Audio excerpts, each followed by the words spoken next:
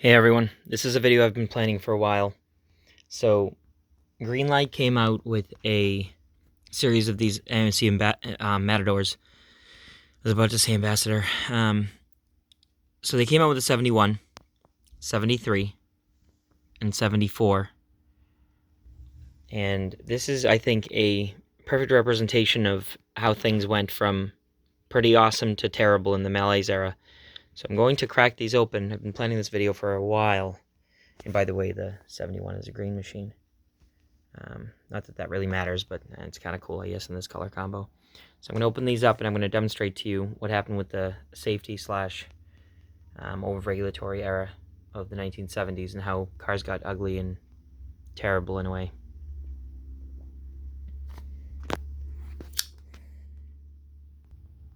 Alright, so here they are. All three of them have been opened. So, to get to understand how we got from this, which is actually a really nice design, very elegant, and quite balanced and refined for an AMC car. Some were kind of frumpy. This is actually a pretty cool looking car. So how do we get from this all the way to this? You have to understand the elements that were at play. Ralph Nader regulation, safety, crash standards, bumpers that needed to sustain 5-mile-an-hour impacts without any kind of damage to the vehicle.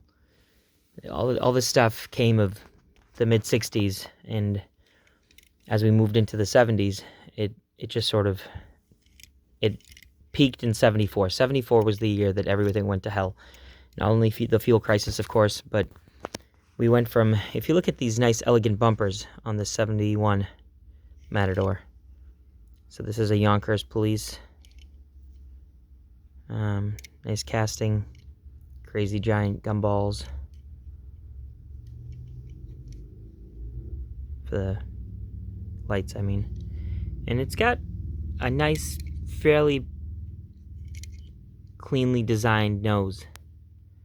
So there's kind of the grille thrusts out a little bit past the headlights and the bumper corners.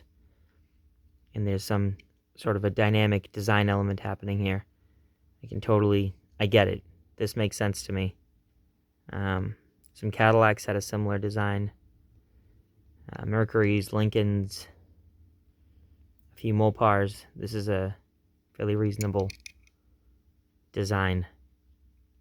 And again, fairly well balanced and not terrible looking. Pretty cool looking car. By the way, let's open the hood.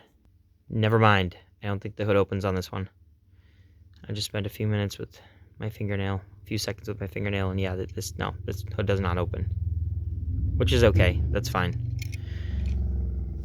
So we go from this to 73. 1973, we have these little bumperettes on here to aid with forward bumps and small collisions, very minor bumps and things. The rears were on there even on the 71. But this is 73. Pretty awesome color, by the way, this sort of copper bronze metallic. Love it. And again, that design is pretty nice. It's a balanced, well designed car. I do like the nose where the grille comes out a little bit past the point where the headlights and bumper corners are rounded off on the corners here. Some of the fender lines, and then you have this sort of nose that juts out forward a little bit.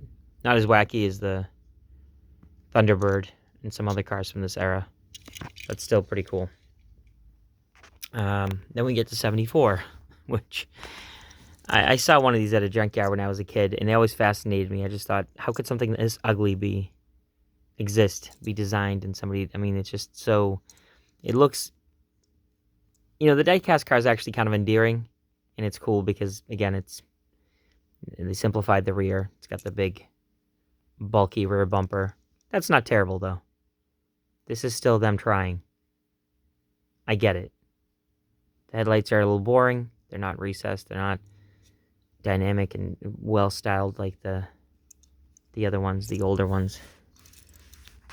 You know, this is definitely a much nicer design. They're better integrated, and they suit the vehicle better. These kind of just look like Chevette taillights tacked onto here. Of course, the Chevette hadn't come out yet at this point, I believe. Maybe it did. I forget what year Chevette came out. I want to see 75, 76. But this nose is just hideous, but it's awesome and hideous at the same time.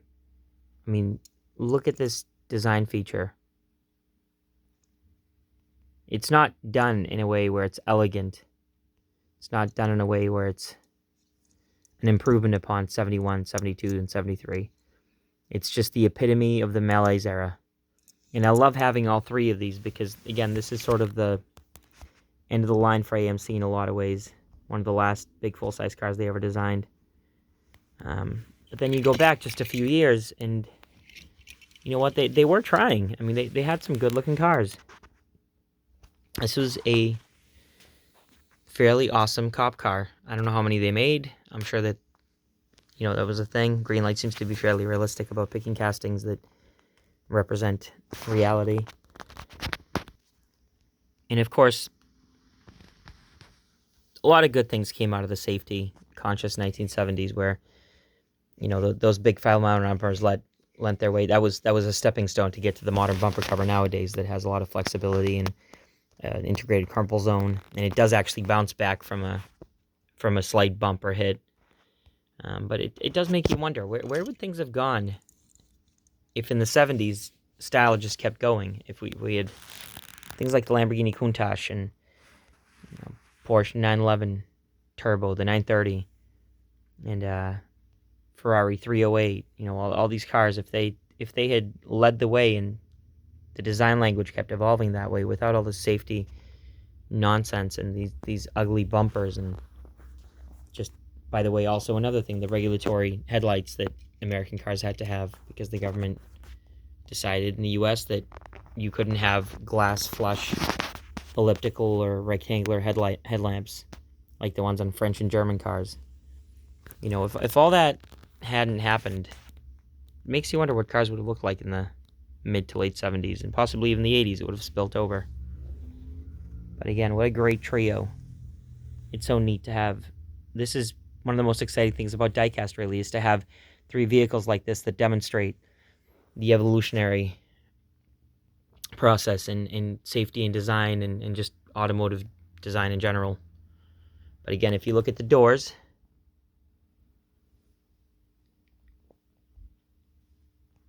on all three of these, it's the same chassis, same frame, same almost everything. The difference, of course, is the bumpers and safety equipment and the styling.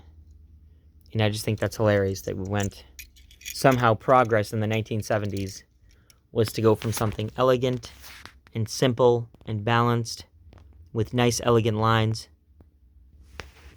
and then somehow within just a couple of years, it would turn into something hideous and just, again, I like boxy cars. I'm not one of those people. I think a lot of 80s Cadillacs look fantastic. I even like the Bustlebacks. I like plenty of weird, oddball vehicles. I just think the 74 Matador is a great example of a really ugly car that existed only within the vacuum of what was happening in the 1970s. That's the only reason this car looked like this was because of regulations and the bumpers that they had to integrate into a lot of these designs. So there you go. There's a little look up Malaise era and look up Ralph Nader if this is something you're interested in. You know, go look through a few old magazines or some old books and look at cars from 71, 72, and then look at 73 and 74. I mean, 74 and 75, some of the ugliest cars ever made were coming out of showrooms and being sold at pretty large numbers in a lot of them. By the way, you know, at that point, the Japanese already made their headway here. We had a lot of Toyotas and Hondas on the roads, and most of them were very disposable cars at that point. They weren't made to last. It was just a cheap, fuel-efficient vehicle. I think you could make an argument that a lot of these older American cars were much more so not a product of complete obsolescence. People use that as a chance to give American cars a hard name, bad name because of planned obsolescence. But that, in some ways, that's more the Japanese and even some of the cheap German stuff. All right, have a nice Saturday, everybody.